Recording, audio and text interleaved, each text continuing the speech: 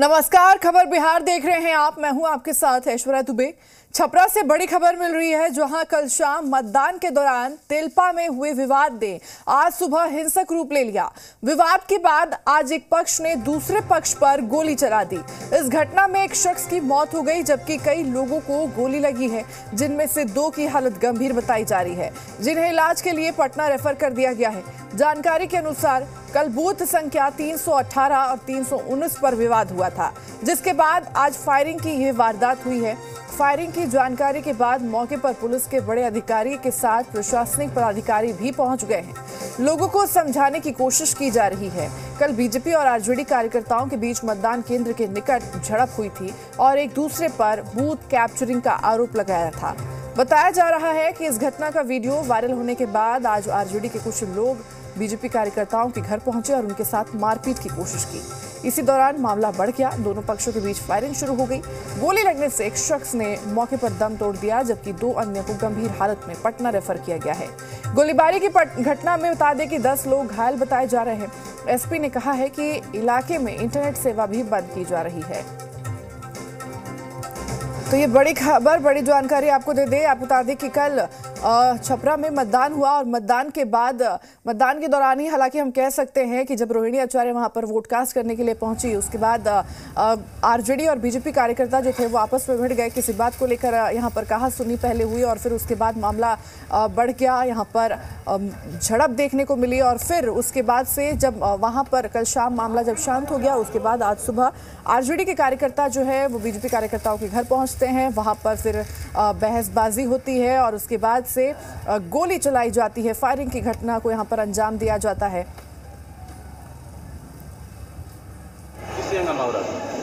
पता नहीं सर, ये नहीं पता है। कल की तो हंगामा हुआ था बूथ होटल का, तो वो कल का ही हंगामा शायद कुछ लोग किया। कल ये जा रहा था पढ़ाई करने, उसी रास्ते से, वही रास्ता है हम लोग आने जाने का, तो बीच में तो गोली लग गया। हम लोग घर पे थे।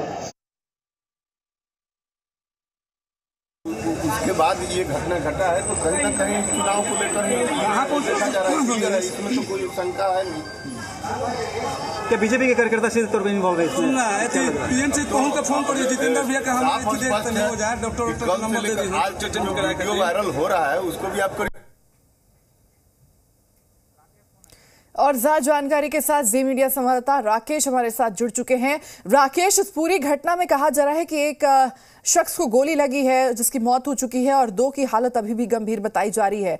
लेकिन मेन ये कि कल शाम को यहाँ पर विवाद होता है, बहसबाजी होती है और फिर उसके बाद आज सुबह आरजेडी कार्यकर्ता बीजेपी कार्यकर्ता के घर पहुंचते हैं और फिर फायरिंग की घटना सामने निकल कर आती है। विवाद क्या था, बात ऐसी क्या रही जिसके कारण इतनी बड़ी घटना को अंजाम दिया गया?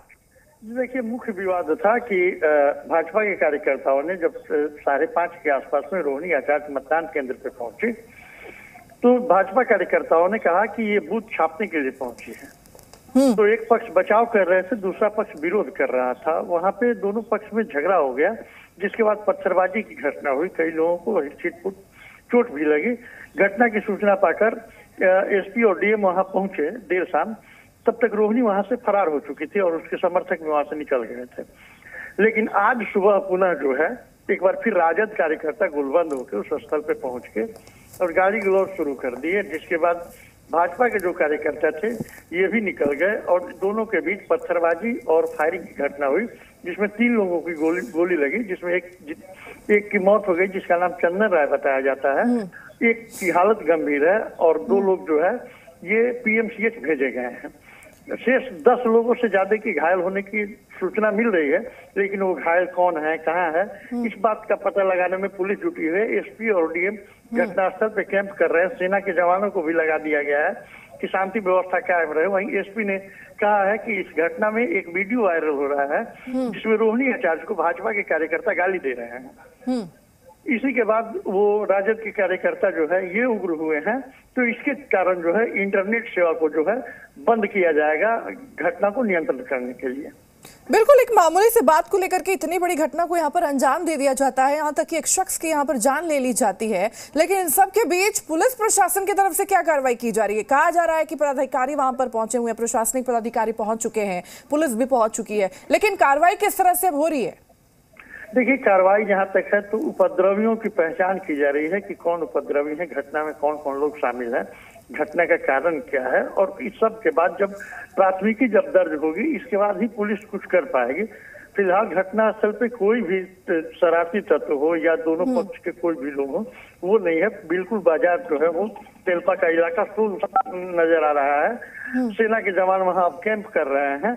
तो पुलिस जब तक कोई ठोस आधार नहीं मिलेगा तब तक आखिर किसको गिरफ्तार करे और किसको छोड़े, इसके लिए पुलिस जो है लगातार अब प्रयास में जुटी हुई है कि जो घटना में वो अंजाम दिए हैं उनकी पहचान कैसे हो।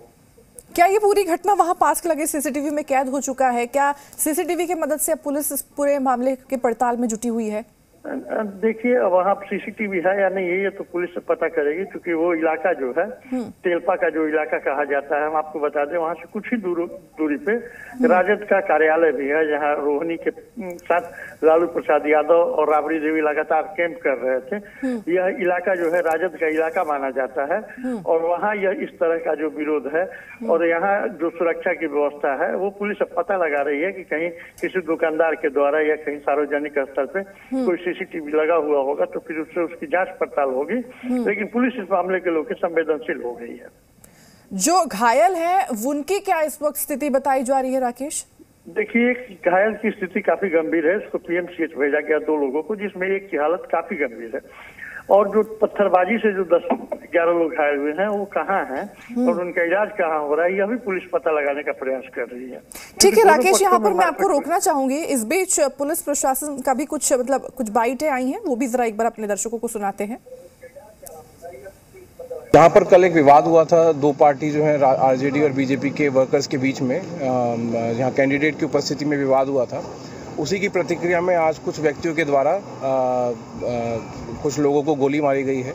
इसमें 3 व्यक्तियों को गोली लगी है, जिसमें से एक की मृत्यु हुई है, एक अन्य व्यक्ति को पटना रेफर किया गया है एवं एक अन्य व्यक्ति सेफ है।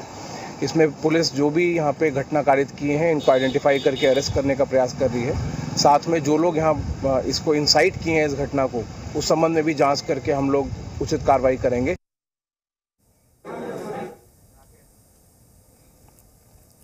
और राकेश हमारे साथ बने हुए हैं। राकेश, हमने पुलिस प्रशासन की भी बाइटें जो थी उनके तरफ से क्या कुछ कहा जा रहा है वो भी अपने दर्शकों को सुनाया और हमने भी सुना।